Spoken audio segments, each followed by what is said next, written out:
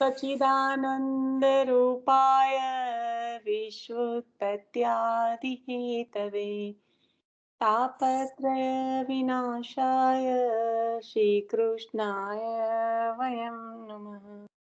શ્રી વલ્લભને હૃદયમાં પધરાવીને શ્રીમદ ભાગવતજીનું રસપાન કરીશું. શ્રીમદ ભાગવત પ્રથમ સ્કંદ તૃતીય અધ્યાય અવતાર લીલા. 24 અવતારની કથા ભાગવતજીમાં જે ટૂંકાણમાં તૃતીય સ્કંદ અધ્યાયમાં છે એ પ્રમાણે લીધી છે, પણ આપણે હરિરાયજી વિરચિત સકલ અવતાર શ્રી વલ્લભ સામ્ય રૂપ એ જે આપણે પિયુષભાઈનું અને 2 પુસ્તક લઈ રહ્યા છે એમાં આગળ વધીશું. તો આપણે પરમ દિવસે જ્યાં સુધી લીધું હતું ત્યાં સુધી તો બધું જ. નૈના માસી, હું તમને મ્યુટ કરું છું. તમારા મ્યુટનું બધા તમે લોકો ધ્યાન રાખો, કારણ કે બોલતા બોલતા મને શોધવું પડે કે કોણ અહીંયા આગળ અવાજ કરી રહ્યું છે, રાઈટ? એટલે તમને ના લાગે કે તમે અવાજ કરી રહ્યા છો, પણ તમારી નાની સરખો અવાજ પણ બધાને જ સંભળાય અને ખ્યાલ આવે કે તમારામાંથી જ આવે છે.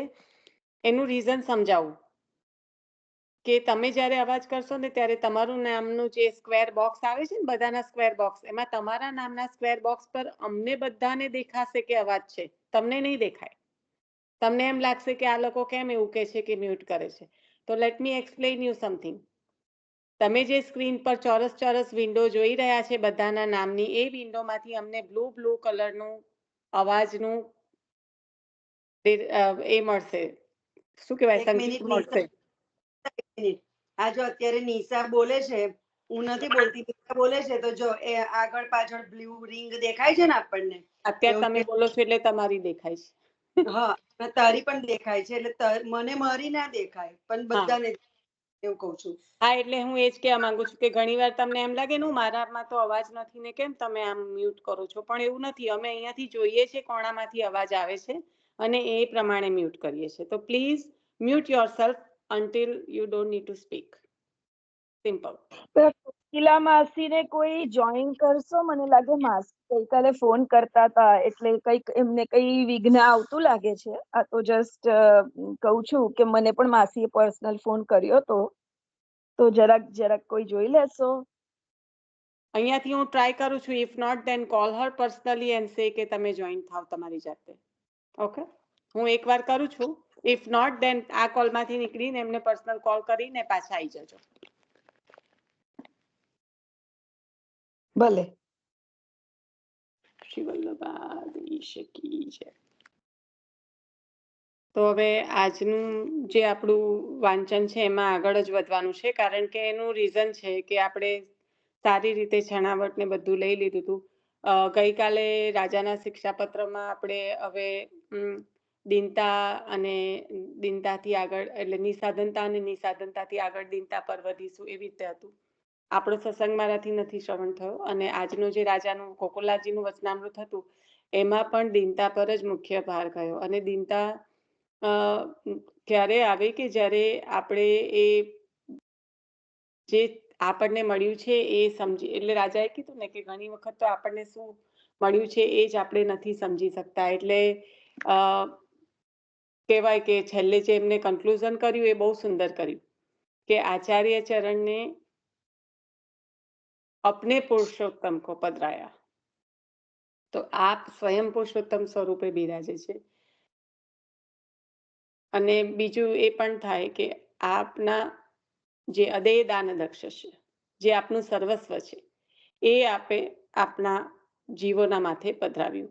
તો આ જે આપણે 5 પ્રકારની લીલાઓ, એ દિવસે ઘણું બધું અડધો કલાક સુધી એના પર મંથન થયું, સાયલન્ટ પણ રહ્યું, અને 5 પ્રકારની પ્રભુ જે મુખ્ય લીલા કરે છે, તો એ ભાગવતજીને અંતર્ગત જોવાનું. ભાગવતજીમાં તો બતાવ્યું જ છે. ચલો, ભાગવતજીમાંથી આપણે વાંચન પણ કરી લીધો, ચલો માની લીધું કે યાદ પણ નથી રહ્યું, ચલો માની લીધું કે ફરી પ્રયત્ન કર્યો અને યાદ કર્યું, આ બધું ગૌણ છે. પણ આ જે 5 પ્રકારની મુખ્ય લીલા છે ને, એમાં તો આપણે તો પુષ્ટિજીવ જે આચાર્ય ચરણના અંગીકૃત, એ આપણે તો પૂરેપૂરા સહભાગી છે. સ્વસેવ્ય, જ્યારે સ્વસેવ્યની વાત આવે ને ત્યારે જ અહીંયા આગળ આ 5 લીલાઓની અનુભૂતિ થાય છે. કે 5 લીલાઓ જ્યારે પ્રભુએ મુખ્ય પ્રકારની કરી, સ એકાકી ન રમતે દ્વૈતમ ઈચ્છતિ એકોહમ બહુશ્યામ. શરૂઆત જ ત્યાંથી થઈ, બરાબર. આપણે જ્યારે પહેલું જ નામ આચાર્ય ચરણનું કરીએ છીએ, આનંદાય નમઃ, તો આજે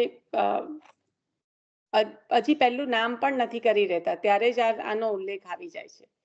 હજી તો નામોમાં આપણે અંદર એન્ટર પણ થઈએ એ પહેલા તો આ જે આખું સૃષ્ટિનું નિર્માણનો જે પ્રકાર છે, ગુસાઈજી પ્રભુચરણે જે ટીકામાં સમજાવ્યું છે સર્વોત્તમજીની, એમાં આવી જાય છે.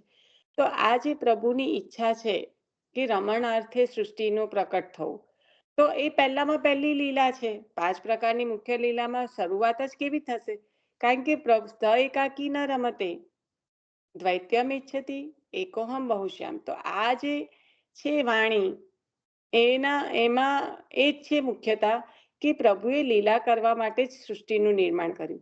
હવે લીલા કરવા માટે સૃષ્ટિનું નિર્માણ કર્યું, તો એ જીવો છે એ એક સામાન્ય વસ્તુ, આપણે અત્યારે ખાલી લૌકિકમાં એક વસ્તુ વિચારીએ કે જે આપણું જે પણ આપણે કરતા હોય છે લૌકિકમાં, જે પણ આપણા સંબંધો હોય, જે પણ આપણા વ્યવહારો હોય, જે પણ આપણું હોય, એમાં આપણે એક સામ્યતા શોધતા હોઈએ છીએ, તો જ એ પોસિબલ થાય છે, રાઈટ. આપણે કંઈ પણ કોઈની સાથે કરવું હોય અને ઉત્તર દક્ષિણ હોય, તો આપણે એક વખત કદાચ ભૂલમાંથી કરી લઈએ, બીજી વખત તો આપણે એની સાથે ના જ રહીએ, બરાબર. આ એક સામાન્ય લાઈક વેરી વેરી બેઝિક સમજવાની વાત કરી રહી છું કે આવું હોય છે. તો અહીંયા આગળ જ્યારે પ્રભુએ સૃષ્ટિનું નિર્માણ કર્યું છે, ત્યારે એ લીલા અર્થે કર્યું છે, એટલે જીવ માત્ર, જળ માત્ર જે પણ છે એ બધામાં આપે પ્રવેશ કર્યો છે, કારણ કે પોતાના લીલા અર્થે કર્યું છે. તો એ અંશ અને અંશીનો સંબંધ ત્યાં આગળ સ્થાપે તો જ લીલા શક્ય બને, નહીં તો શક્ય કેવી રીતે બને?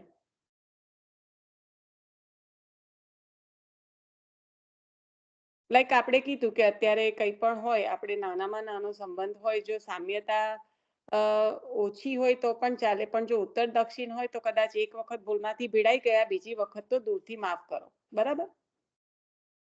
તો પ્રભુ તો સ્વયં સૃષ્ટિનું નિર્માણ જ એ અર્થે કર્યું છે કે લીલા અર્થે. એટલે આ જે પહેલું સ્ટેપ છે એની સાથે બીજું સ્ટેપ એ જ રીતે સંકળાયેલું છે કે ત્યાં અંશ અને અંશીનો એક સંબંધ સ્થાપી દીધો. હવે સંબંધ સ્થાપ્યો પછી એ સંબંધની પુષ્ટિ થાય ત્યારે એ થાય ને. હવે તમે પતિ પત્નીને પણ જો એક મળ્યા વગર લગ્ન કરાવી દે તો એના પ્રેમની પુષ્ટિ ક્યારે થાય? કે જ્યારે એકબીજાની સાથે રહે, જ્યારે એકબીજાના સંબંધને સમજે. કારણ કે એ સંબંધ, એ જે અંશ અને અંશીનું સ્થાપન થયું, એની પુષ્ટિ કરવા માટે આપણે અનેક રૂપ લીધા. એક હોવા છતાં સમજો, અનેક રૂપ લીધા એવું બોલશો ને તો આગળનું આખું તત્વ છૂટી જશે. કારણ કે પરબ્રહ્મ તો કૃષ્ણો હિ, આપણા માથે પધરાવેલા આપણા સ્વસેવ્યનું સ્વરૂપ આમાં ભરી ભરીને આપણને આપણા માટે જ આ 5 લીલા છે. જો એને પૂરેપૂરું સમજશો ને તો સમજાશે કે આચાર્ય ચરણની કેટલી બધી અનહદ કૃપા, પ્રભુની કેવી કૃપા કે શ્રમ લઈને બિરાજતા આપણા પ્રભુ આપણા માટે જ છે. એનો પૂરેપૂરો સ્વસેવ્યનો આ જે લીલા છે એ 5 સ્ટેપથી આપણને સમજાય છે. તો આ જે સંબંધ છે એની પુષ્ટિ થાય, હવે અનેક રૂપ ધર્યા એ બોલશો ને તો અડધું તત્વ તો આમ જ છૂટી જશે. એક હોવા છતાં અનેક રૂપ ધર્યા, પરબ્રહ્મ તો કૃષ્ણ. અને એનું સાદામાં સાદું ફરી બીજું લૌકિકનું એક્ઝામ્પલ કે આજે હું છું તો મારી ફોઈ કહેશે કે મારી ભત્રીજી છે, ફલાણું કહેશે કે મારી ફ્રેન્ડ છે, ફલાણું કહેશે કે મારી બેન છે, ફલાણું કહેશે કે વૈષ્ણવ છે, ફલાણું કહેશે કે હું બહુ નથી જાણતી, જરા કામ છે. બધાના રિલેશન સાથે બધાના ભાવની પુષ્ટિ અલગ અલગ થઈ ગઈ છે. હું તો એક જ છું. જો મારો છોકરો આવીને એવું કે આ મમ્મી મારી જ છે, પપ્પા તમારી વાઈફ નથી, તો એ પોસિબલ છે?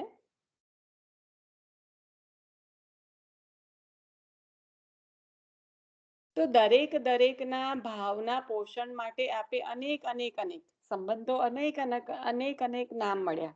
કોઈના સખા છે, કોઈના અત્યારે આપણે વાત થઈ હતી કે વ્રજવાસીઓને ત્યાં જઈએ તો કે અમારા તો સખા છે, અમારે તો ના તો બ્રહ્મ સંબંધ લેવું પડે, ના તો અમારી અપરસ છોવાય.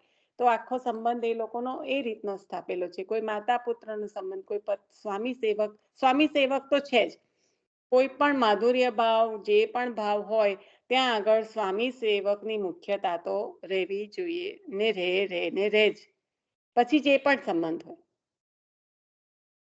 પણ સ્વામી સેવક કઈ રીતે કે એ જે મહાત્મ્ય છે, એ જે મહાત્મ્ય જ્ઞાન ઘણી બધી વખતે સખાઓને પણ કરાવડાયું છે. આપે વૈકુંઠમાં લઈને ગયા પછી કે ભાઈ આ અમને નહીં ચાલે, અમારી પાસે અમારે તો પાછા ચાલો. એટલે આ જે છે એ ભાવની વર્ધન, એનું પુષ્ટિ થવું, અને એની પુષ્ટિ થાય ત્યારે તો એની જે કહેવાય કે પકડ છે એ મજબૂત થાય.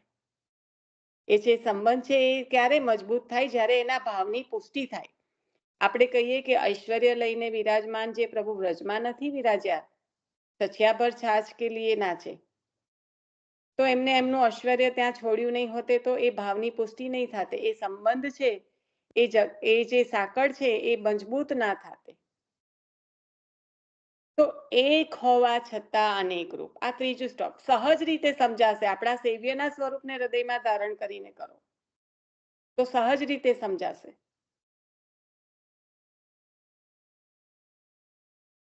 હવે આટલું થઈ ગયું તો કરવાનું પ્રયોજન તો શું હતું? આ બધું કરવાનું પ્રયોજન શું હતું એની પાછળનું? પહેલામાં પહેલું સ્ટેપ યાદ કરો. આ બધું કરવા માટેનું પ્રયોજન શું હતું?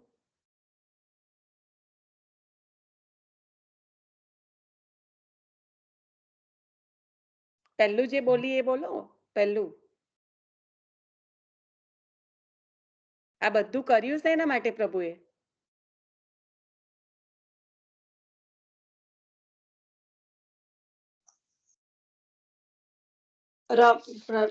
પુષ્ટિ ભ્રમણ કરવા. ના ના ના ના, પુષ્ટિ નથી, અહીંયા સૃષ્ટિ જ છે. ભેદ પછી સજાશે. હા, પ્રભુએ લીલા કરવા માટે. લીલા અર્થે. બરાબર લીનાબેન, તમારી વાત સાચી છે, પણ ત્યાં અહીંયા આગળ આપણે કોમન ટર્મ પર અત્યારે ચાલી રહ્યા છે, રાઈટ? તો પહેલામાં પહેલું પ્રયોજન શું છે? લીલા અર્થે. હવે આ લીલા અર્થે એટલે શું? જે જીવ અને બ્રહ્મની વચ્ચે જે સંબંધ થઈને ભાવની જે પુષ્ટિ થઈ, એ પુષ્ટિ દ્વારા જે ભાવ જીવની અંદર પ્રકટ થયા, એ ભાવ એ જ તો એનો જ તો ભોગ કરવા માટે આ બધું કર્યું. એકાકી ન રમતે. કારણ કે આ લીલા અર્થે કરીને એ જીવોની સાથે રમણ કરવા માટે, જીવોના ભાવનો ભોગ કરવા માટે. અહીંયા ભોક્તા અને ભોક્તૃનો સંબંધ થયો. કારણ કે હવે સંબંધ ગાઢ, કોઈની ઘરે પહેલી વાર મળીએ તો જમવા જતા રહીએ છીએ? નહીં. તો સંબંધ ગાઢ થયા પછી જે આનંદ છે એ પ્રભુ લે છે.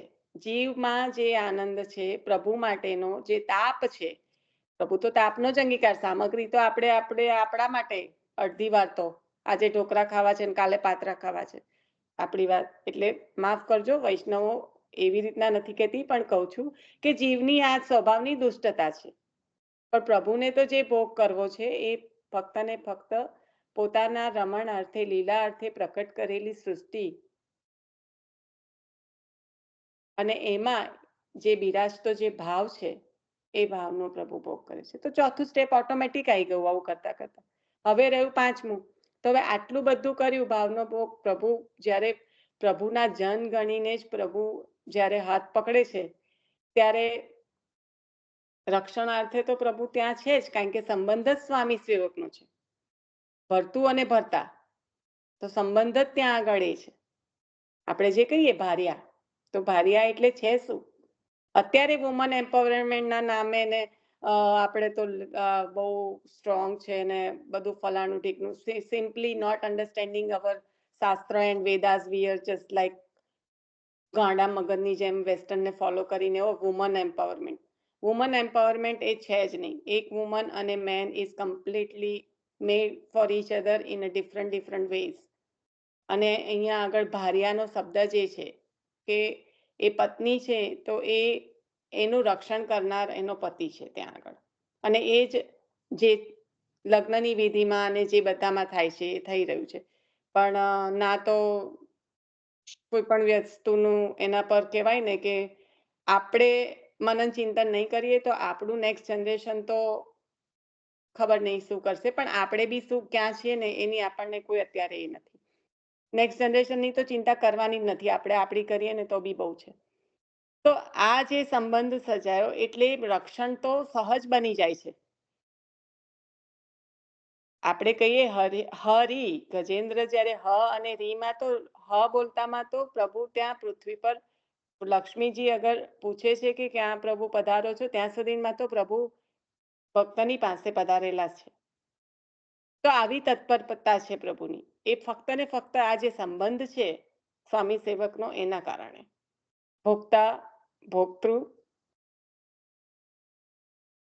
ના સંબંધથી એ સંબંધ એટલો બધો મજબૂત થયો છે કે એ ભરતા અને ભરતુંનો સંબંધ થયો કે જ્યાં કોઈ ડાઉટ જ નથી કે પ્રભુ રક્ષણ નહીં કરે. તો આ આપણા સ્વસેવ્યની વાત ચાલી રહી છે. બધું વાંચેલું ભૂલી જાઓ, બધું કરેલું ભૂલી જાઓ. આપણા માથે પધરાવેલા સ્વયં શ્રી વલ્લભે પધરાવેલા આપણા નિધિ એ આ બધી લીલા કરી, 5 પ્રકારની લીલા. અને તે કેમ? ફક્ત ને ફક્ત જીવ માટે.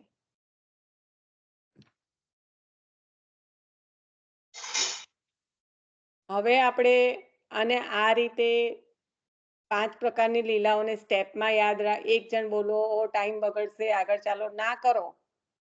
ટાઈમ આપણી પાસે કેટલો છે આપણને પોતાને નથી ખબર, પણ તત્વ આપણને શું આચાર્ય ચરણ આપવા માંગે છે તેને પર મનન ચિંતન આપણે અવશ્ય કરી શકીએ છીએ.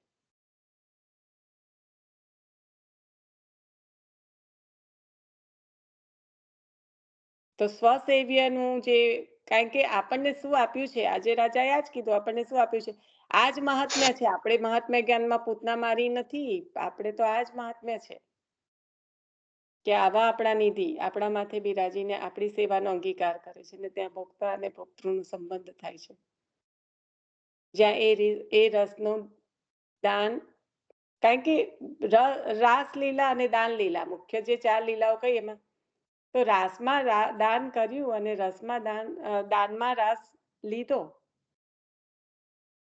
દાનમાં દાન માંગ્યું એટલે કે રસ માંગ્યો અને ત્યાં રસ અનેક ગણો કરીને પાછો આપ્યો રાસમાં. તો આ જ છે આપણા પ્રભુ, પુષ્ટિ પ્રભુ. અને આ જ 5 પ્રકારની લીલાઓ આપણી સાથે થઈ રહી છે કે જેના કારણે આચાર્ય ચરણની કૃપાથી આપણે આપણા સ્વસેવ્યને સાથે આવો સંબંધ બાંધી શકીએ છીએ. ચાલો નિશા, એક જરાક જલ્દી એક વૈષ્ણવનો સેજ નવાનો એક્ઝામ્પલ લઈ લઉં છું. અહીંયા આગળ જે રક્ષણાર્થે આવ્યું છે, નિસાધનતા આવ્યું છે, જે આવ્યું છે ને એ રીતે કે એમને લાઈક વ્રજમાં ગયા હતા અને આંખની તકલીફ થઈ ગઈ અને ધીમે ધીમે 10-20% 30% એવું ધીમે ધીમે દેખાતું બંધ થવા માંડ્યું. અને છેલ્લે દિવસે જયારે 80% દેખાતું બંધ થવા માંડ્યું ત્યારે રવિવાર હતો, તો હવે સોમવાર જઈશું. જયારે સોમવાર ગયા ને ત્યારે તો 90% દેખાતું બંધ થઈ ગયું હતું. જ્યાં ડોક્ટરને ત્યાં ગયા ને ત્યાં એમ્સમાંથી બહુ જ મોટો આઈ સ્પેશિયાલિસ્ટ આવ્યો હતો ઓપીડીમાં અને એમને જોયું આંખને. કે છે કે કાકા તમારે અત્યારે જ ઓપરેશન કરવા આવી જવું પડશે. એ એકલા જ ગયા હતા દવાખાનામાં, એમની વાઈફ જ ગયા હતા. તો કે અત્યારે જ તમારે ઓપરેશન કરવું પડશે. મને ખબર નથી કે તમારું ઓપરેશન જો હું 2 કલાક પણ લેટ કરીશ ને તો તમારું ટોટલી દેખાવાનું બંધ થઈ જશે. તો તમારે કોઈ ફેમિલીને બોલાવવું છે કે તમારે આમાં સહી કરવી છે? તો કીધું કે ના, મારે કોઈ ફેમિલી છે નહીં અત્યારે, હું ને મારો ઠાકોરજી, તમે લાવો હું સહી કરી દઉં અને તમે મારું ઓપરેશન ચાલુ કરી દો. અને એ ડોક્ટર પણ એવું કે કાકા હું ઓપરેશન કરતા કરતા રાધે રાધે બોલીશ અને તમે પણ રાધે રાધે બોલજો. આ બહુ જ મોટી સર્જરી છે, 3.5-4 કલાક આંખની સર્જરી ચાલી નિશા. અને કે જે મને મારા પ્રભુ પર વિશ્વાસ છે, એમને મારી સેવા લેવી હશે તો જે થવું હશે તે થશે, મારે બીજા કોઈને કશું કહેવું નથી. અને Nisha the operation was successful. એ ઓપરેશનના અમેરિકામાં પણ બહુ ફ્યુ ડોક્ટર છે અને ગુજરાતમાં તો એ સર્જરી જ નથી થતી. અને અહીં અમેરિકામાં હતા ને વ્રજમાં પરિક્રમા કરવા ગયા હતા. એટલે તું વિચાર કે જયારે પોતે નિસાધન બનીને કીધું કે મારું કોઈ જ નથી, મારે છોકરી વહુ મારે વાઈફ અત્યારે મારું કોઈ જ નથી, અત્યારે હું ને મારો ઠાકોરજી, તમે મારી સર્જરી કરી દો, લાવ હું સહી કરી દઉં. રાધે રાધે. બહુ જ સુંદર. અને અહીંયા આ નિસાધનતા એટલે ફિઝિકલ નિસાધનતા નથી કે મારું કોઈ નથી. એમનો જે અડગ વિશ્વાસ છે ને કે હું ને પ્રભુ મારો પણ ઠાકોરજી, એ કારણ કે આ તો પ્રભુ પણ ફિઝિકલ આ નિસાધનતાનું કોઈ એ નથી. ચલો હું વ્રજમાં એકલી ગઈ હોય, વિશ્વાસ પ્રભુ પર. હા, અહીંયા આ નિસાધનતા ફિઝિકલ વેમાં નથી જોવાની કે એમનું કોઈ હતું નહીં. એકચ્યુઅલી આવા લોકો જે વ્રજ પરિક્રમા કરવા સુધી ગયેલા હોય અને જેને પ્રભુમાં અડગ વિશ્વાસ હોય એના પરિણામે જ તો એમને આ ડોક્ટર મળ્યા, એટલે કે કરી દો મારા પ્રભુને હું. બહુ સુંદર એક્ઝામ્પલ. હવે આ છે આપણે કે વિવિધ અવતારો લીધા પ્રભુએ ભક્તના રક્ષણ અર્થે, તો એ તો સારસ્વત કલ્પની લીલા કે જે પણ યુગની લીલા આપણે વાંચન કરી રહ્યા છે એ છે. પણ અત્યારે પણ આ યુગમાં પ્રકટ એક્ઝામ્પલ છે ને કે પ્રભુ હવે ડોક્ટર જ છે કે જે રૂપ લઈને પધાર્યો અત્યારે એમના માટે. નિશા, મેં એમને એવું જ કીધું. નિશા, એટલે આ જ એક છે કે ભક્તના રક્ષણાર્થે પણ જે સંબંધ છે સ્વામી સેવકનો ત્રણેય ચરણ અને કેરો, એ જો મજબૂત છે તો પછી પાંચમું સ્ટેપ તો પ્રભુને જ ખબર જ છે કે પ્રભુએ ગમે ત્યારે પણ પ્રભુને ભક્ત માટે તો તત્પર જ છે. પ્રભુ તત્પર છે ભક્ત માટે બિરાજવા માટે. ખૂબ સુંદર. ચાલો હવે આ 5 સ્ટેપ હું એવી આશા નથી રાખતી કે હું કાલે પૂછું તમે બોલો ને પરમ દિવસે પૂછું. આનું મનન ચિંતન આપના સ્વ સેવ્યનું સંબંધ, બસ એ જ છે ખાલી. આ ફરી કરવાનો કોઈ બીજો ઈરાદો નથી, આની કોઈ પરીક્ષાઓ નથી. પણ આ એવું છે કે આ તત્વ છે. આ તત્વને જાણીએ તો એટલો આનંદ ઠાકોરજીની સેવામાં, એટલો બધો આનંદ કે અને આચાર્ય ચરણની કૃપાનો, અનહદ કૃપાનો જે અનુભવ એ આપણને એ રીતે થાય. અને બધાને થાય છે પણ વારંવાર જ્યારે આ આવ્યા કરે ત્યારે એ ભાવની વૃદ્ધિ થાય છે, પોષણ થાય છે.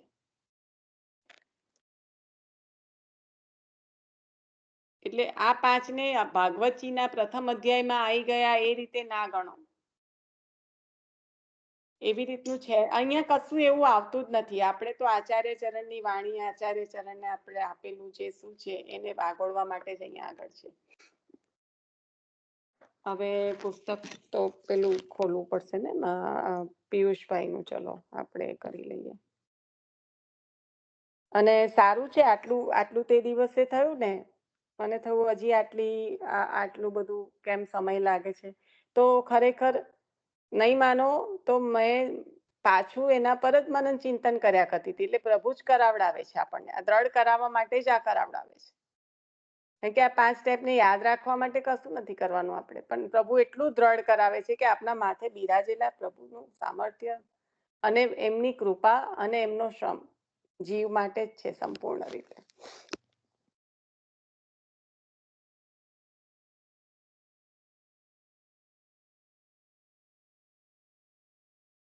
હવે અવતાર કોણ લઈ શકે એ આપણે પિયુષભાઈના પુસ્તકમાંથી, કારણ કે આપણે જોયું હતું કુંતાજીના મતે અને અર્જુનના દ્રષ્ટિએ જે પ્રભુનું જે ભૂમિ પર પધારવાનું છે, તો એક તો ભૂમિનો ભાર ઓછો કરવાનો, અને પછી બીજું છે કે આપના જે અનન્ય છે એનું આપણે સંપૂર્ણ રીતે આપના અનન્ય ભાવવાળા ભક્તો આપનું નિરંતર જે સ્મરણ અને ધ્યાન કરી શકે એ માટેનું જ પ્રયોજન છે આપનું. તો આપણે જે આ બધી લીલાઓ કહીએ ભાગવતજીમાં, તો આપ પધાર્યા અને ભાગવતજી વ્યાસજીની કૃપાથી, શ્રી સુખદેવજીની કૃપાથી મળ્યું, તો અત્યારે કળીકાળના જીવો છે તેનું નિરંતર સ્મરણ અને ધ્યાન કરી શકે છે આપની લીલાઓનું. એટલા માટે તો લખ્યું કે મારું તે હું ભાગવતજીમાં પધરાવું છું. તો એ વાંગમય જે આપનું સ્વરૂપ છે એ આપ પધારો છો એના સમાન જ છે. આપ પુતલ પર બિરાજમાન છો એ સમાન જ ગણ્યું. કેમ કે આપ પધારી જશો પછી જીવોનું શું થશે? તો કે મારું જે તેજોમય સ્વરૂપ છે એ ભાગવતજીમાં પધરાવું છું.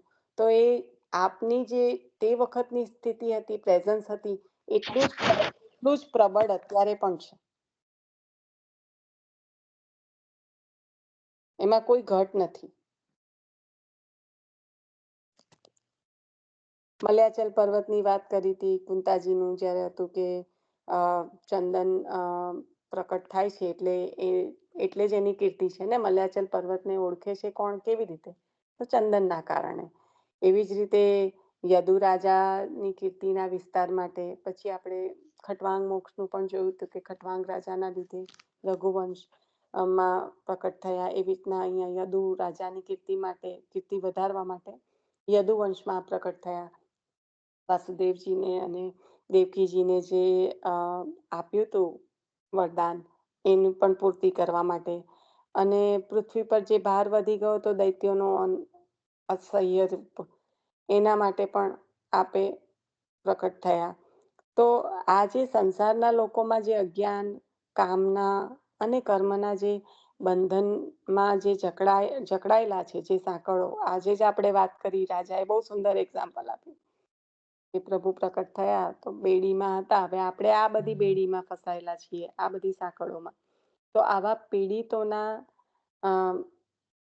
શ્રવણ અને સ્મરણ કરવા યોગ્ય લીલા કરવાના વિચારે જ આપે અવતાર ગ્રહણ કર્યો છે કે આ બધા કરશે શું, આવી રીતે પીડાતા લોકો, તો આપની લીલાઓનું શ્રવણ અને સ્મરણ કરશે તો ઉદ્ધાર થશે જીવોનો. એટલે એના માટે જ લીલા કરવાના વિચારે આપે અવતાર ગ્રહણ કર્યો છે. એટલે ઈશા એમ કીધું ને કે આ બધી સાંકળો એટલે કે પેલી સાચી સાંકળો, એ શું બોલ્યા નિશા? એ શું બોલ્યા? હા, એટલે હમણાં આપણે જે વાત થઈ કે મારી પાસે કોઈ છે નહીં, તો એ ફિઝિકલની સાધનતાની વાત નથી. એવી રીતના સાંકળો કોઈ ફિઝિકલ સાંકળોની વાત નથી, એમ એવું કહેતા હતા. બંધનોની, જીવના બંધનોની સાંકળો.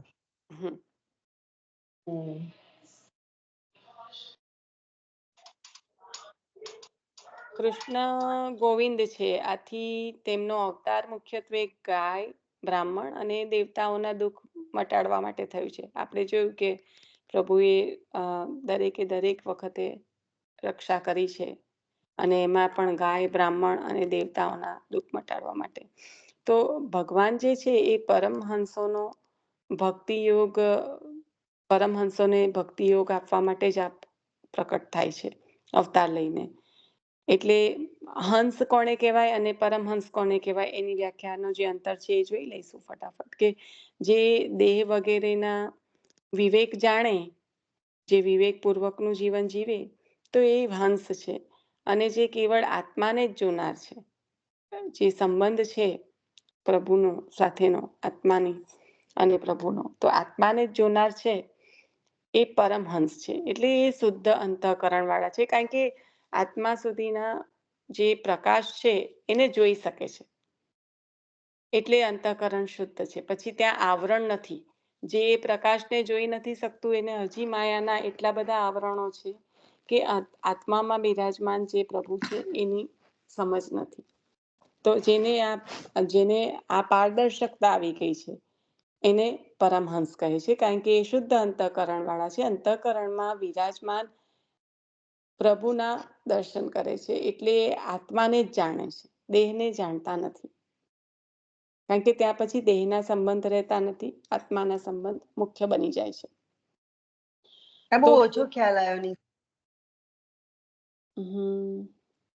એટલે પરમહંસ અને હંસનો જે વિચાર કર્યો તો જે વિવેકપૂર્વક જીવન જીવે છે, જે દેહ વગેરેના વિવેક જાણે છે, દેહ વગેરેના વિવેકમાં બધું જ આવી ગયું, આચાર વિચાર, જે ફિઝિકલી જે જીવન જીવવાનું હોય એ વિવેકપૂર્વકનું જીવન હોય કે જેમાં અયોગ્ય યોગ્યનો ખ્યાલ છે, સિદ્ધાંતોની જે એ છે ફોલો કરવાનું એની સમજ છે, તો એ જે વિવેકપૂર્વકનું જીવન છે એને હંસ કહે છે. પણ પરમહંસ જેને આત્માનું જ્ઞાન થયેલું છે. અને આત્માનું જ્ઞાન ક્યારે થાય? જ્યારે આત્મામાં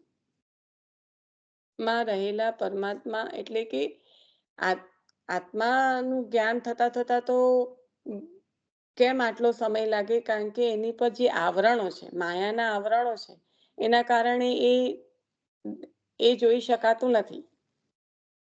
તો આ આવરણો જેને ખસી ગયા છે, જેના માટે એ પારદર્શક થઈ ગયું છે, એ શુદ્ધ અંતઃકરણ વાળાને આત્મા અને પરમાત્માનો સંબંધ ખબર છે.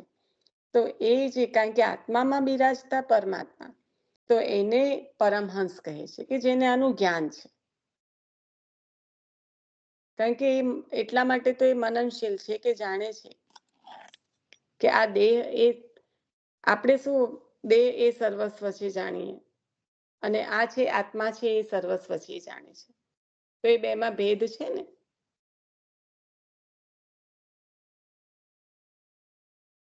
ખ્યાલ આવે છે કે નથી આવતો? આવે છે. નિશા હા. નિશા હમ. પ્રભુની કૃપા તું જો મારી પાસે અહીંયા ખાલી પેલી સ્ક્રીન બીજી ઓપન છે, એના હમ. ઉપર અત્યારે તું આ લે છે ને અહીંયા દ્વારકેશ બાવા છે ને અમરેલી વાળા, હા. એમની નાની નાની ક્લિપ આવે ને એમાં ક્લિપ છે હમ. સંતોને કેમ પરમહંસ કહેવામાં આવે છે. Thank you. બોલ. એ સ્ક્રીન પર જ છે અત્યારે કે સંતોને પરમહંસ કેમ કહેવામાં આવે છે. સાંભળી લે અને પછી પીરસી લે. 6 મિનિટનો ઓડિયો છે. ચાલુ કરી દે ને, અહીંયા સંભળાશે અમને. તારો અવાજ સંભળાય છે એમ જ. એવું કરું? હવે તું શેર જ કર્યું છે તો ભાઈ એટલે આને આમે લીનાબેન બોલ્યા કે સમજાયું નથી, તો થોડું વધારે સમજાશે. હા તો લે ચાલુ કરું. ભગવાને અર્જુનને કહ્યું, ઉદ્ધરે આત્માનમ આત્માનમ અવસાદે, તું પોતે જ તારો ગુરુ બન, પોતે જ તારું કલ્યાણ કર.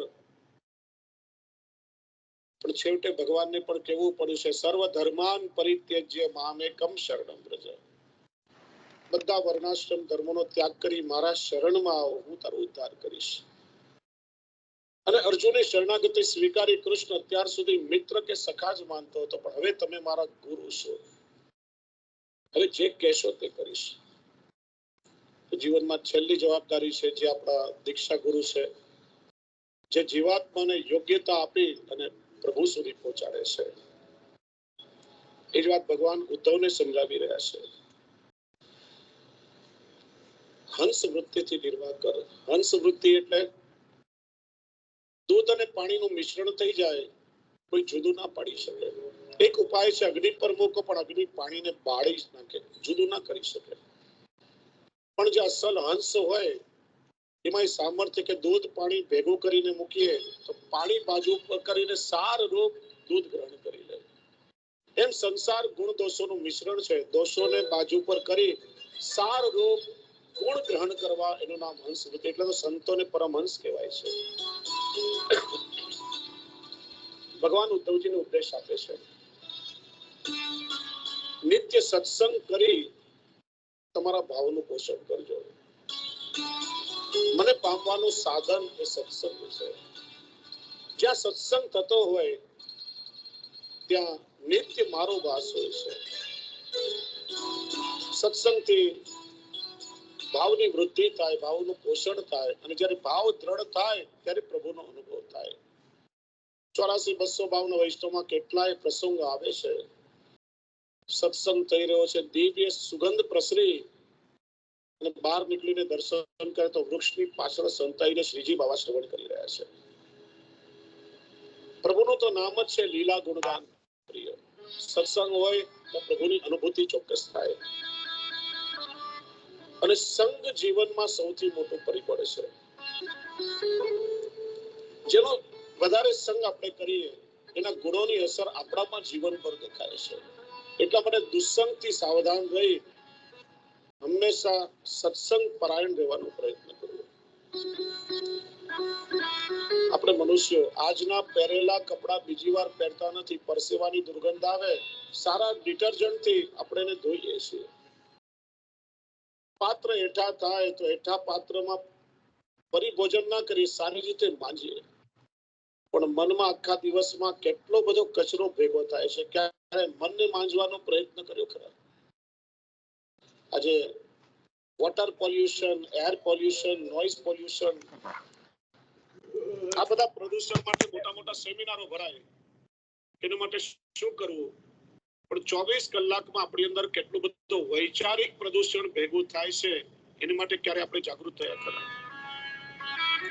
કોઈનો મોઢે કઈ સાંભળ્યું, કઈક દ્રશ્યો જોયા, કઈક વિચારો મનમાં આવ્યા, આખા દિવસમાં આપણી અંદર કેટલો કચરો ઠલવાય છે. માણસે વિચારવાનું કે આપણું મન કઈ કચરા ટોપલી નથી કે આ બધો કચરો આપણે આવવા દઈએ. દરરોજ સવારે જેમ ઘર વાળીને કચરો સાફ કરીએ એમ સત્સંગ એ અંતરને સાફ કરવાની સાવરણી છે.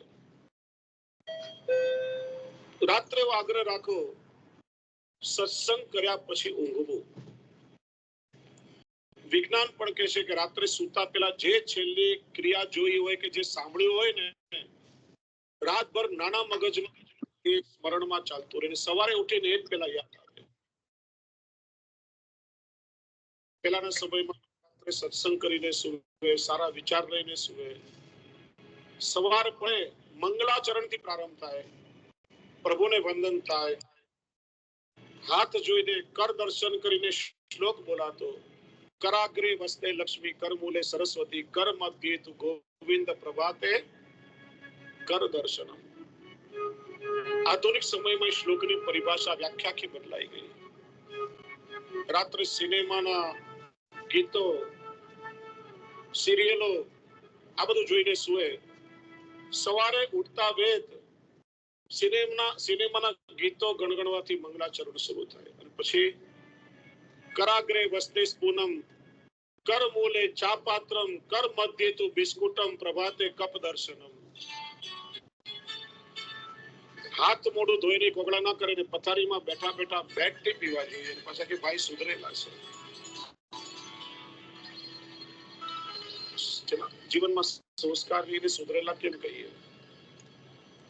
નિત્ય સત્સંગ કરવાનો આગ્રહ રાખો, નિત્ય થોડો થોડો સત્સંગ કરો. શ્રી હરિરાયજી શિક્ષાપત્રમાં પ્રકાર બતાવે છે.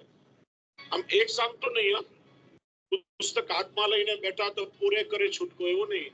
થોડું થોડું વાંચન કરો, થોડો નિત્ય સત્સંગ કરો, ચિંતન કરો, એને વાગોળો, સમજવાનો પ્રયત્ન કરો. આખું જીવન પ્રભુમય થઈ જશે. 18મા અધ્યાયમાં ભગવાને વર્ણાશ્રમ ધર્મનો ઉપદેશ આપ્યો. 28મા અધ્યાયમાં જ્ઞાન કર્મ ભક્તિનો ઉપદેશ આપ્યો છે. જ્ઞાન કર્મ અને ભક્તિ એકબીજાના પૂરક છે. દાખલા તરીકે દૂધમાંથી પેંડો બનાવવો હોય તો પેલા એ ક્રિયાનું જ્ઞાન હોવું જોઈએ. ચૂલામાં કેટલા દૂધ ગરમ કરવું, કઈ રીતે હલાવવું, કેટલી ખાંડ એમાં નાખવી, કઈ રીતે પેંડા વાળવા, એ જ્ઞાન જો ના હોય ને તો કઈક ભળતું બની જાય. પેલા એ જ્ઞાન મેળવો, પછી તમે ચૂલા પર દૂધની તપેલી ચડાવો, ધીરે ધીરે હલાવો, જે ક્રિયા થાય એ કર્મ. પેંડા બની જાય પછી ઠાકોરજીને ભોગ ધરી અને પ્રેમથી પ્રસાદનો સ્વાદ માણીએ, એનું નામ છે ભક્તિ. પૂરો થયો.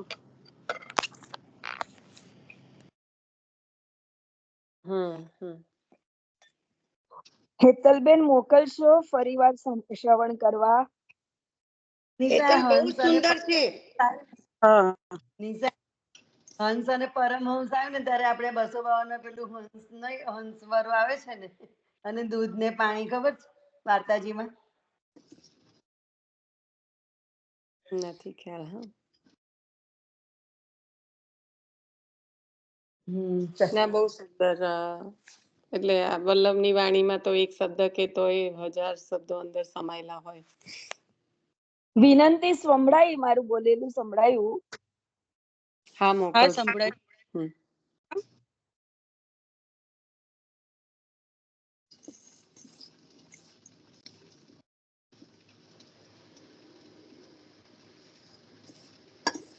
હવે આગળ આપણે થોડું લઈ લઈએ, સમય છે 10 મિનિટનો.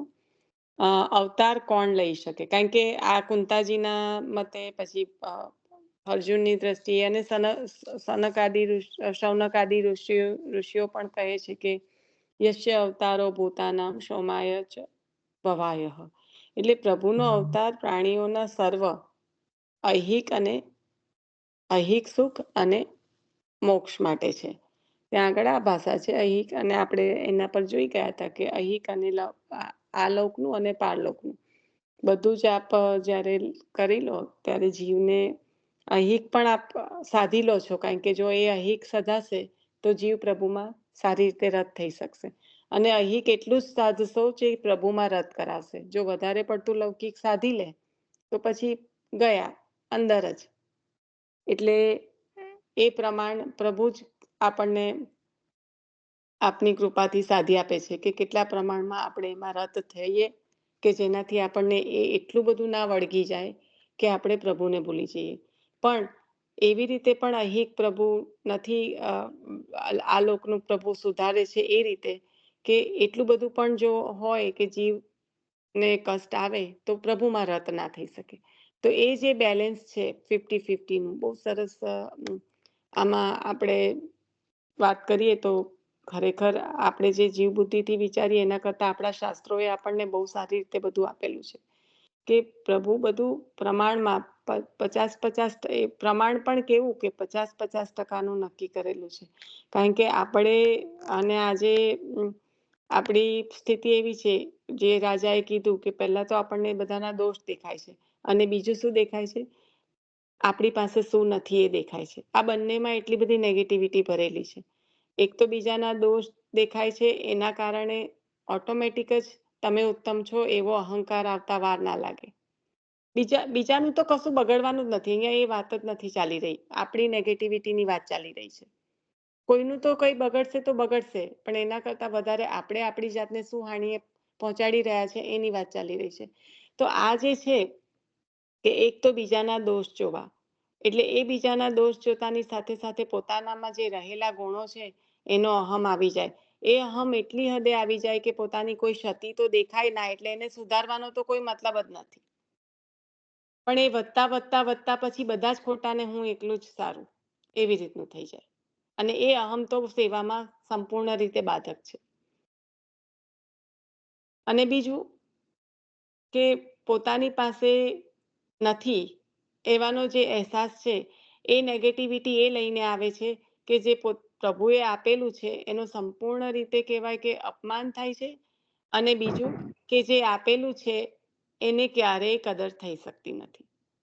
તો આ બંનેમાં નેગેટિવિટી આપણા માટે જ છે, પછી બીજાનું તો જે થશે એ થશે. અને ખરેખર કોઈના જીવનમાં ઝાંખવાનો જો પ્રયત્ન કરવો તો ના જ જોઈએ, પણ બહુ એવું હોય કે મને આ મારી સાથે આ થયું, મારી સાથે પેલું થયું. કોઈનું પણ એક જીવન ઝાંખીને જોઈ લો કે કોઈને પ્રભુએ 50-50% વધારે આપ્યું નથી. જો કોઈને દ્રવ્ય આપ્યું છે તો ભૂખ લઈ લીધી છે, કોઈને ભૂખ આપી છે તો દ્રવ્ય માટે પરિશ્રમ કરવાનો કહ્યો છે. આ બહુ નાનો એક કોમન એક્ઝામ્પલ કહું છું, પણ બહુ સુખી પરિવારો હોય કે દુઃખી હોય કે દરેક જણના જીવનમાં પ્રભુએ એ બેલેન્સ આપેલું જ છે. પણ આપણે આપણા પૂરતું જો રાખીએ તો એક આ છે કે આ બંને વસ્તુ છે, કોઈનો દોષ જોવાનું અને મારી પાસે શું નથી એ જોવાનું, બંને આપણા જીવનમાં અનહદ નેગેટિવિટી લઈને આવે છે કે જેનાથી આપણે જે પ્રભુ કૃપાનો જે અવિરત અનુભવ આપણને થવો જોઈએ એ થવામાં બાધા થાય છે. અવતાર કોણ લઈ શકે છે? તો કહ્યું કે પરમ તત્વ જ અવતાર લઈ શકે છે. આ તત્વ એક જ છે. જુદા જુદા તત્વોના તેને જુદા જુદા નામોથી ઓળખે છે. જુદા જુદા તત્વવેત્તા એને જુદા જુદા નામથી ઓળખે છે. પણ અવતાર કોણ? તો પરમ તત્વ, શુદ્ધ સત્વાત્મક દેહવાળા આપના પ્રભુ, પુરુષોત્તમ, પુરુષોમાં ઉત્તમ, શુદ્ધ સત્વાત્મક. તો એ જે તત્વ છે એની વાત છે. તો હવે અહીંયા જે પરમ તત્વ જ અવતાર લઈ શકે અને આ તત્વ એક જ છે, જુદું જુદા મતે બધું જુદા જુદા નામ છે. વદંતી તત્વ વદી સ્ત્વતમ અજજ્ઞાનમ મધ્વયમ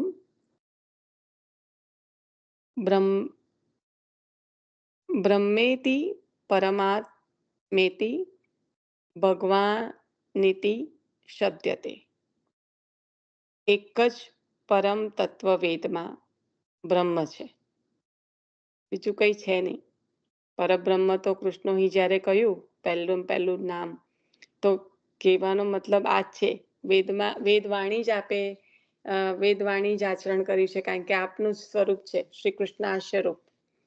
તો આજે કહ્યું કે એક જ પરમ તત્વ છે વેદમાં, બ્રહ્મ, અને શ્રી ગીતાજીમાં પરમાત્મા છે, અને શ્રી ભાગવતજીમાં ભગવાન છે, અને આપને એને શ્રી કૃષ્ણ કહીએ છીએ. આને આપણે આ જે આખું આપણે લઈ ગયા છે, બ્રહ્મ, પરમાત્મા, ભગવાન અને શ્રી કૃષ્ણ, એનું આપણે બહુ જ ડિટેલમાં પ્રથમ અધ્યાય ચાલુ થયો ત્યારે કર્યું છે. હવે ખબર નથી કે કયા રેકોર્ડિંગમાં હશે, પણ જે લાઈક કણકણમાં વિરાજમાન છે, સર્વત્ર કહેલા, એ વેદમાં કહેલા બ્રહ્મ, આત્મામાં વિરાજમાન પરમાત્મા, 6 ગુણ સાથે વિરાજમાન એ ભગવાન, અને આપના માથે બિરાજતા પરબ્રહ્મ તો કૃષ્ણ હોય એ શ્રી કૃષ્ણ. એવું કરીને આનું વિવેચન આપણે બધા બહુ દિવસો સુધી ચાલ્યું હતું, મારા ખ્યાલથી 2 થી 3 દિવસ સુધી. અને મુખ્યત્વે આગળ પ્રથમ અધ્યાય શરૂ થયો ત્યારે જ આનું ખાસું બધું ડિટેલમાં વર્ણન, પણ ટૂંકમાં અહીંયા કહેવામાં એ માંગે છે કે અલગ અલગ જગ્યાએ જે અલગ અલગ કહ્યું, પણ તત્વ તો એક જ છે એમ. અવતાર કેટલા? તો ભગવાનના અસંખ્ય અવતાર છે. અખૂટ જળ રાશિવાળા સરોવરમાંથી હજારો નાની નાની નહેરો નીકળે છે. ભગવાનમાંથી પણ આવી જ રીતે અવતારો થાય છે.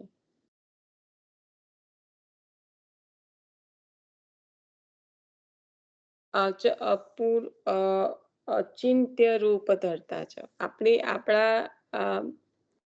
આપણા તો ગમ્યમાં જ નથી, આપણે સમજી પણ ના શકીએ એટલા અવતાર પ્રભુ ધારણ કરે છે, એટલા રૂપ પ્રભુ ધારણ કરે છે. અર્યમા વગેરે ઋષિઓ છે, સ્વયંભૂ વગેરે મનુઓ છે, વસુ વગેરે દેવો છે, પ્રિયવ્રત વગેરે મનુના પુત્રો છે, મરીચ વગેરે પ્રજાપતિઓ છે. બીજા ઘણા અતિ પરાક્રમ વાળાઓ છે.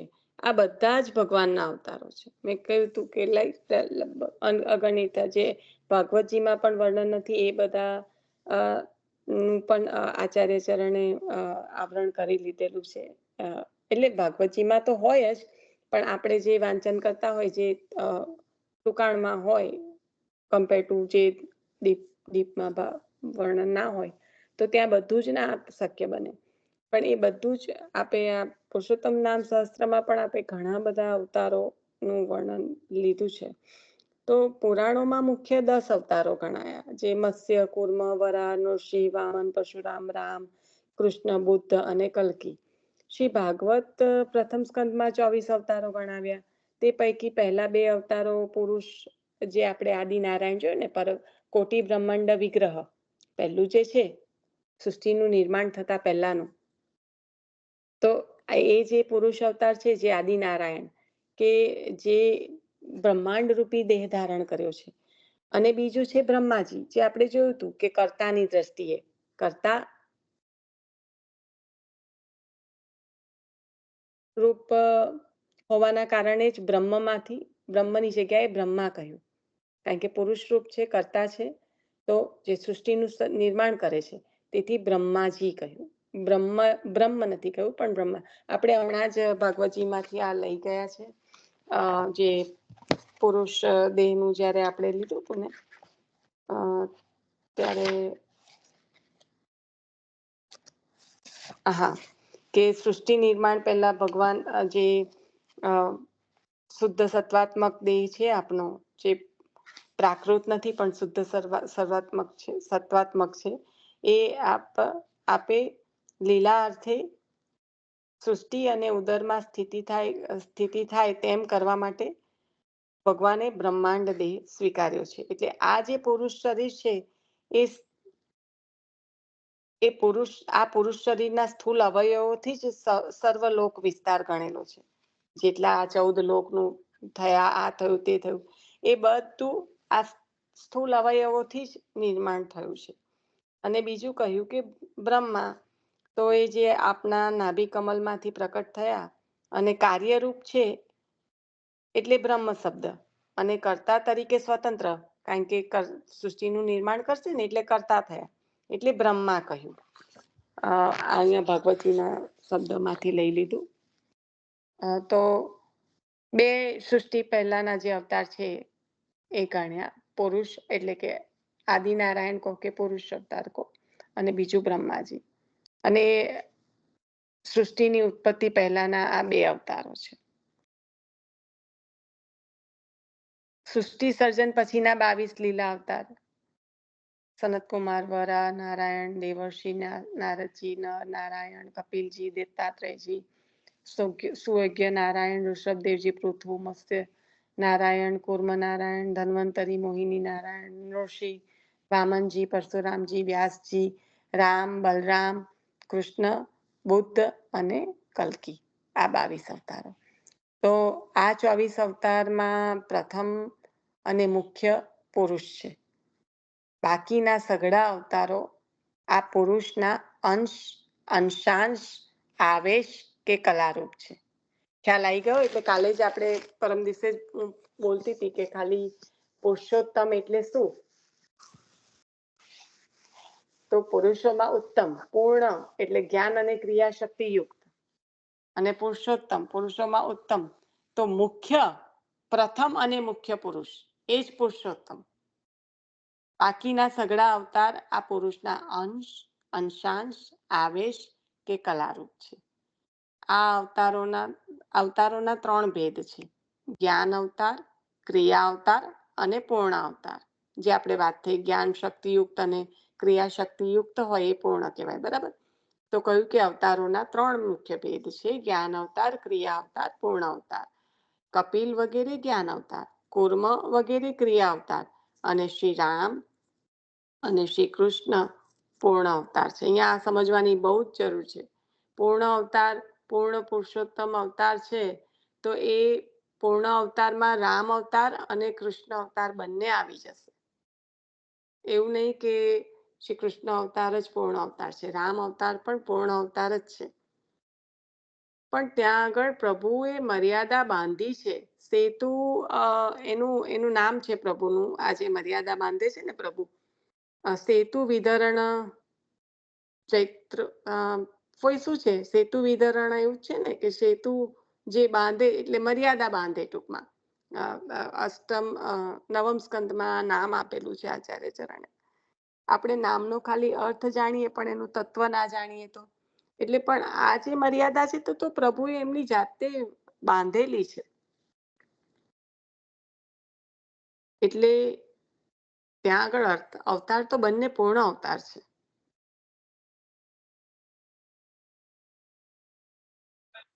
ચૈત્ર એટલે તો વિજય, જેને વિજય પામે છે જે એ કહેવાય. પણ આ સેતુ વિધરણ મને હવે અત્યારે હું પુસ્તક લઉં ને તો ઘણી પાછી વાર લાગે, પણ ટૂંકમાં કહેવાનો મતલબ કે બંને પૂર્ણ અવતાર છે, એ રીતે વાત છે.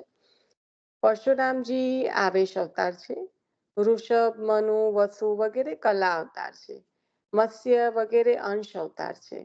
ઋષિ સ્ફૂર્તિ અવતાર છે. ઋષિજી પધાર્યા, કાર્ય કરી વિદ્યુત ત્વરાથી વિદાય થયા છે. એક વિદ્યુત ત્વરાથી એટલે કે ખૂબ જ ઝડપથી આપ વિદાય પણ થઈ ગયા છે કાર્ય પૂર્ણ થતા. પુરુષ અવતાર શ્રી કૃષ્ણના અંશ રૂપ છે. આથી જ શ્રી કૃષ્ણ ભગવાન છે, પરમ તત્વ છે, પૂર્ણ પુરુષોત્તમ છે, અવતારી છે. આવી ગયું પુરુષોત્તમનું મુખ્ય એ. પૂર્ણ અને પુરુષોત્તમ બંને સમજાઈ ગયું. અહીંયા કઈ રીતે કહ્યું? એક તો જ્ઞાન શક્તિયુક્ત, ક્રિયા શક્તિયુક્ત પૂર્ણ છે, અને પછી કહ્યું કે પુરુષ અવતાર, જે આ બધા જે અવતારો છે એ શ્રી કૃષ્ણના અંશ રૂપ છે. આથી જ શ્રી કૃષ્ણ ભગવાન છે, પરમ તત્વ છે. પરબ્રહ્મ તો કૃષ્ણો હિ, કારણ કે પરમ તત્વ એટલે શું? આ બ્રહ્મ કહ્યું. વેદમાંથી જે પરમ તત્વને વેદમાં શું કહ્યું? બ્રહ્મ કહ્યું. એટલે જ આપણને આચાર્ય ચરણે શું કહ્યું? પરબ્રહ્મ તો કૃષ્ણો હિ. આપણને જે આજ્ઞા કરી તે આ આજ્ઞા કરી. આપણે આપના સેવ્યનું સ્વરૂપ શું છે? પરબ્રહ્મ તો કૃષ્ણ હિ. તો આ જે છે કે પુરુષ અવતાર શ્રી કૃષ્ણના અંશરૂપ છે ને આથી જ પ્રભુ શ્રી કૃષ્ણ ભગવાન છે, પરમ તત્વ છે, પૂર્ણ પુરુષોત્તમ છે, અવતારી છે. ખ્યાલ આવી ગયો? આપણે કારણ કે પરમ દિવસે જ અચાનક જ કંઈક પુરુષોત્તમની ને પુરુષની ને પૂર્ણ પુરુષોત્તમની વાત કરી રહ્યા હતા કે પુરુષોમાં ઉત્તમ. અને પુરુષ રૂપ તો આપણે જે જોયું આદિનારાયણ જે શેષ સૈયામાં બિરાજતું, જેનો સુબોધિનીજીની કારિકા આપણે મંગલાચરણમાં જે રોજ લઈએ છીએ, નમામિ હૃદયે શેષે, એ સ્વરૂપની વાત છે આ પૂર્ણ પુરુષોત્તમ સ્વરૂપ, અને એ આપના માથે બિરાજમાન છે. તો એને બહુ વારંવાર વાગોળવાનું કે આ જે આપનું જે સ્વરૂપ છે, કારણ કે શેષ સૈયામાં જે બિરાજતું આપણું જે આદિનારાયણ સ્વરૂપ છે, જે પોતાની જે યોગ માયા યોગ નિંદ્રા જે શક્તિ છે આપની, એના દ્વારા પ્રાણી માત્રના ક્લેશને દૂર કરે છે. એક નામ પ્રભુએ આચાર્ય ચરણે કેવી રીતે આપ્યા છે કે કલેશ નાશન, કારણ કે પ્રાણી માત્રના ક્લેશને દૂર કરે છે આપની જે યોગ નિંદ્રાની જે શક્તિ છે એનાથી. તો આપ આ શક્તિને શરીરમાં વ્યાપ્ત કરીને, ધારણ કરીને જલરૂપ શૈયામાં પડ્યા છે. નમામિ હૃદયે શેષે, એટલું ઊંડાણ છે એ શ્લોકમાં. પણ હવે જ્યારે પ્રભુ કૃપા થશે ને આપણે જ્યારે એને જેટલું પણ વાગોળી શકીશું, પણ આજ તો આજ સુબોધિનીજીની કારિકા, આજ મંગલાચરણ અને આજ આપના જે પ્રભુનું જે સ્વરૂપ છે પૂર્ણ પુરુષોત્તમ, એ આજ વિરાજમાન છે. આ સ્વરૂપની જ વાત છે કે પરબ્રહ્મ તો કૃષ્ણ. તો અહીંયા આગળ આપણે રાખીશું હવે અવતારી, અને પછી આગળ, કારણ કે 5 મિનિટ હું કહું છું પણ 5 મિનિટમાં પછી નથી, આપણે અડધું પેજ પણ આગળ નથી વધી શક્યા. મને એમ કે લઈ લઉં થોડું, આપણે કાલે જ રાખીશું. કાલે એટલે હવે મારા જો અવકાશ હશે તો ડેફિનેટલી, પણ જે પણ હશે આપણે આગળ તો વધીશું આ રીતે જ. 20મા પેજ પર આવ્યા છીએ આપણે. એમાં 3 પેરેગ્રાફ લીધા છે. જેને પણ મનન ચિંતન કરવું હોય એ કરી શકે, એટલા માટે ખાસ દર વખતે પેજ નંબર બોલું છું. કારણ કે હવે આગળ વ્યાખ્યામાં સમજાવશે અવતારી કોને કહેવાય ને સુબોધિનીજીના આધારે અહીંયા જે દેખાય છે એ રીતના બધું અંદર સારું વર્ણન આપેલું છે. પછી હજી બીજા નંબર છે 20મા નંબર, એટલે અત્યારે આપણે 18 થી 20 નું લીધું. અત્યારે આપણે 20મા નંબર પર આયા છે. હા, 3જા અધ્યાયમાં ને એ બધું નહીં ખબર. ત્રીજો એવું કેવી રીતે? પિયુષભાઈ માં ક્યાં ત્રીજો અધ્યાય? આપણે તો પિયુષભાઈ નું વાંચન કરી રહ્યા છે. આ તો સકલ અવતાર છે શ્રી વલ્લભ સામિયાનું. હું તો પીડીએફ વાંચું છું બેન, એટલા માટે જ બોલ્યા કરું છું. પિયુષભાઈ નું કયું પુસ્તક? મને તો કઈ ખબર જ નથી. શું વાંચે? હા, તો આપણે છે ને, હું વારંવાર બોલ્યા કરું છું, વાંચન ના, ચાલુ પણ મારે કરું ઘણી છું. વાર મિસ થઈ જાય છે ને. ના, એટલે કહું છું કે તમે લોકો મિસ થઈ જાય ને તો તમારી પાસે પીડીએફ છે, તમે લોકો વાંચી શકો, એટલા માટે જ બોલું છું. એમ કહું છું એટલે કે પિયુષભાઈ નું કઈ પીડીએફ? એટલે હમણાં આપણા શ્રી વલ્લભમાં જ મૂકેલી છે, વલ્લભ સકલ અવતારની. જોજો, સામ્ય અવતાર, સકલ અવતાર જે 24 અવતાર છે ને, એમાં વલ્લભની સાથે સંગતિ કરીને સુંદર છે. એ જ વાંચું છું અત્યારે. એટલે